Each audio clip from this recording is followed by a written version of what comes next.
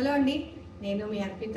మనం వైజయంతి టాక్స్లో యూజువల్గా అయితే కృష్ణుడు మాట్లాడుకుంటాం కదా. ఇవాళ కొన్ని వెరైటీ టాపిక్స్ మాట్లాడుకుంటాము. ఒకటి, నాకు మొన్న ఒక ఆవిడ ఫోన్ చేశారు యూఎస్ నుంచి. అయితే ఏంటి స్పెషల్ ఫోన్ చేశారు, కస్టమర్ ఫోన్ చేశారు, కృష్ణుడు కావాలి అని. బాగుంది. ఎందుకు ఆవిడ గురించి నేను మీకు చెప్తున్నాను, ఇది ఇంపార్టెంట్ కదా. ఆవిడ అన్నీ మాట్లాడారు. కృష్ణుడు, నేనేమో ఎవరైనా కృష్ణుడు అనగానే డెకరేటివ్ పీస్గా పెట్టుకుంటారేమో అని భయానికి ఆయన డెకరేటివ్ పీస్ కాదండి, పరమాత్ముడు అండి. ఇవన్నీ నేను అందరికీ స్టోరీస్ చెప్తూ ఉంటాను. అలా చెప్పిన దానికి ఆవిడ చాలా సంతోషించారు, బాగుందనుకున్నారు, అయ్యింది. అయితే చివరికి వచ్చి నన్ను ఒక క్వశ్చన్ అడిగారు. ఏంటి అని అంటే, మేడం, భర్త లేని వాళ్ళు మనకి తాంబూలం ఇచ్చి ఆశీర్వదిస్తే పర్వాలేదా అని. ఆయన ఒక్కసారి షాక్ తిన్నాను. అదేంటండి అలాంటి మాట్లాడారు అని అంటేను, లేదండి, నేను ఒకళ్ళ ఇంటికి దీనికి వెళ్ళాను, తాంబూలానికి ఇస్తే వెళ్ళాను. ఆవిడ తాంబూలం ఇచ్చే ముందు ఈ పెద్ద ఆవిడ, ఒక ఆవిడ 70 ఏళ్ళు ఉంటాయి, కరోనా టైంలో ఆవిడ భర్త పోయారు. ఆవిడ నన్ను పిలిచి, మీ అమ్మాయికి మంచి సంబంధం రావాలని కోరుకుంటున్నానమ్మా అని తాంబూలం ఇచ్చి పసుపు కుంకుమ ఆవిడని పెట్టుకోమందిట. అదేంటి, విభూతి మాత్రం ఆవిడకి ఇచ్చారట, విభూతి పెట్టుకోమందిట. పెట్టుకోమని, నీకు చాలా మంచి అల్లుడు రావాలమ్మా, నీ కూతురు మంచి ఇంటికి వెళ్ళాలి అని నేను ఆశీర్వదిస్తున్నాను అని చెప్పిందిట. అది అయ్యింది.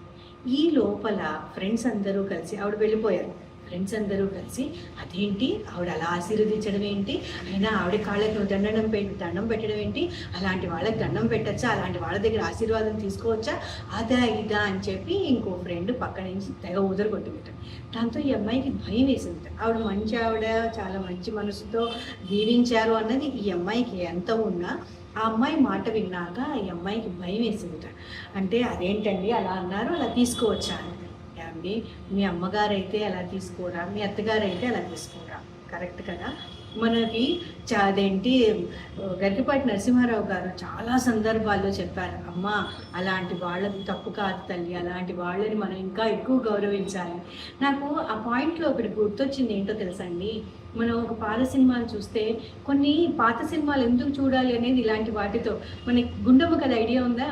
గుండమ్మ కథలో ఎస్వి రంగారావు సూర్యకాంతం గారికి ఒక లెటర్ రాస్తారు. గంగా భాగీరథి సమానురాలైన అని ఆవిడ పేరు రాస్తారనమాట. నిజంగా కూడా భర్త చనిపోయిన తర్వాత అది వాళ్ళు ఇంకొక స్టేజ్లోకి వెళ్ళిపోతారు కదా, దేవుడు ధ్యానం అని, వాళ్ళు అత్యంత పవిత్రం అనమాట. గంగా భాగీరథి అని అంటే, భాగీరథి అన్నా కూడా గంగే కదా, ఆ గంగతో సమానమైనంత పవిత్రురాలు మీరు అని చెప్పడం అనమాట. ఏంటి, భర్త ఉన్న వాళ్ళని చిరంజీవి సౌభాగ్యవతి అని మనం సంబోధిస్తాము. ఇలాంటి వాళ్ళని మాత్రం గంగా భాగీరథి. అంతటి పవిత్రమైన వాళ్ళ దగ్గర మనం ఆశీర్వాదం తీసుకుంటే అది మనకి ఇంకా ఎంత రకంగా మనకి అది ఆశీర్వాదం మనకి ఎన్ని రకాలుగా మనని పెంచుతుంది కదా. అందుకని చెడు ఆలోచనలు పెట్టుకోకండి. వాళ్ళు మనతోటి వాళ్ళే, చక్కగా వాళ్ళు పూజ చేసుకోవచ్చు, వాళ్ళ పూజకి మనం వెళ్ళొచ్చు, వాళ్ళ కాళ్ళకి దండం రోజువారీ పెట్టచ్చు, వాళ్ళ ఆశీర్వాదం రోజువారీ తీసుకోవచ్చు. అసలు ఎవరైనా ఒక మనిషి మనని పిలిచి ఆశీర్వదించడం అనేది అసలు చాలా విశేషం అండి. ఇప్పుడు ఎవరు కాళ్ళకి దండాలు పెట్టట్లేదు, మన ఎవరు పిలిచి ఆశీర్వదించట్లేదు. అలాంటి ఆశీర్వదించిన వాళ్ళని తప్పు అస్సలు పట్టకండి. ఆ తప్పు మనదే అవుతుంది, వాళ్ళది మాత్రం కాదు. ఇలాంటి చెడు ఆలోచనలోంచి బయటికి రండి. అదేదో చెప్తా చూసారా, అమెరికా వెళ్ళినా అనకాపల్లిలో ఉన్నాని, అలాంటి ఆలోచనలే చాలా తప్పు కదా. ఎక్కడ ఉన్నాముతో సంబంధం కాదు, మనం ఎదగాలి అనే దాంతో సంబంధం. ప్లీజ్ ఎదగండి, అలాంటి వాళ్ళని చిన్న చూపు చూడొద్దండి. అట్లాంటి సందర్భాలు మన ఇండ్లలో కూడా వస్తాయి. మన అమ్మ నాన్నని, మన అత్తగారు మామగారిని మనం అట్లాంటి దృష్టితో చూస్తే ఎంత తప్పు కదా. ఇది కూడా అలాగేనండి.